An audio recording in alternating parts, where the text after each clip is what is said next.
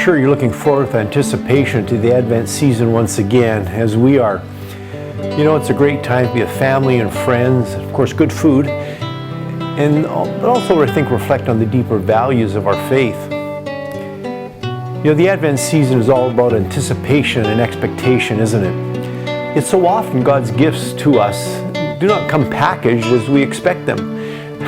They come quite differently. Even the first Christmas was like this, wasn't it? It had been 400 years since God had visited His people, and yet when He came, it was not what they expected. The Jewish people were looking for a strong man, a Messiah, someone who would deliver them from the Romans. And yet here He comes as a small, helpless baby. We know the end of the story, so for us it makes perfect sense. But at the time, they did not know this.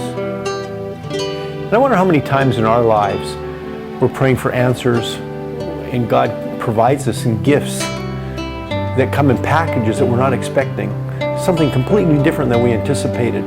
So much so, just like the first Christmas, we don't sometimes even recognize that it's the solution, it's the answer that He's providing for us. Yet in His goodness and His wisdom, He has an ultimate plan, a good plan for us, even though at the moment we can't often see it.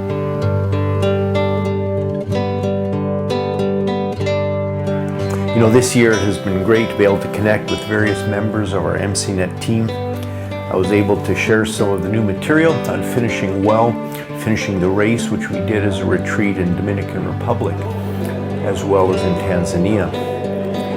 You know, it seems every year we hear of prominent leaders who have fallen into sin, into failures, and really have discredited the gospel in the process.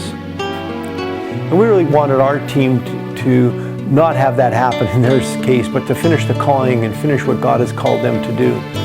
And so that's really the designs and why we put this material together. You know, our discipleship guides, which were really designed to help new believers become grounded in the faith, continue to be used from Canada to Latin America and in many of our other fields. Of course, our mentoring guide, which we started with over 20 years ago, also continues to be used by mentors as they mentor other Christians in developing and enhancing their leadership capacity. Now, as we mentioned last year, the last remaining tool in kind of our trilogy of the intentional series, you know, the discipleship through intentional and mentoring through intentionally, and then now we have what we're calling our coaching through intentional relationships. And it's designed to help equip the saints to do the ministry. And our coaching through intentional relationships is the curriculum for our CLI, or Christian Leadership Institute, and it's a competency-based mentorship, kind of as an alternative for existing leaders to the typical BA type of Bible school. This was launched last year in Latin America, and also last fall we introduced it in Ukraine, not knowing that with only a few months later war would break out.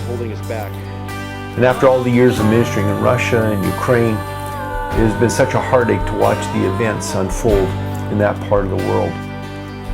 You know, there's challenges for leaders on both sides of the conflict, people we know personally. And it's very difficult, of course, for us to engage now with our Russian team members, and their life has become more difficult also. But of course, the situation in Ukraine is much more existential and really acute, and has been devastating for so many. However, our MCNet coaches, Maxime and Anya, live in the eastern part of Ukraine, in the city of Zaporozhye, which you may have heard on the news. And they continue to serve displaced people through the New Hope Center that they work with. They've also been able to begin renovating a small little guest house that's in the country, a little farther away from the city of Zaporozhye, so it's a little more safer from missile attacks. And they're ready to see this as a retreat center where people can come, and people are already starting to come that need a little time away from the traumas that they've experienced, and have it as a retreat center. So we're excited about what they're doing there, and if you'd like to contribute to that, that would be awesome. We really appreciate your prayers and support for them and for Ukraine.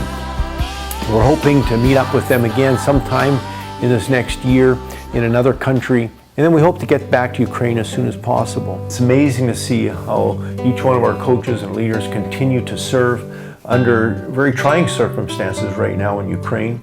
And knowing that they had the opportunity to leave the country, and they decided to stay to serve others around them. Thank you so much for being a partner with us as we provide training to them and to many others and those that they serve in Ukraine and Russia, as well as Africa and Latin America. We don't know what you've been facing in the last year or what answers you're still looking and anticipating from the Lord, but we know that He is faithful and He desires the best for each of us. And even though the packages that He often sends as gifts to us do not match our own expectations, we can trust in Him, knowing that He does all things well. So whatever 2023 has in store for us, we know that He guides our lives and He will make sense of our story. Just like as we look back 2,000 years and the Christmas story makes a lot of sense. It's pretty obvious, we would think. But at the time it wasn't. And I wonder how much that's our story. It doesn't make sense at the time. But one day with enough perspective, we know that will make sense. One day your story will make sense. Thank you for your partnership with us. Nancy and I wish you a very meaningful Christmas, and in spite of all the uncertainty and the turmoil in the world today, may you experience the peace that only He can bring.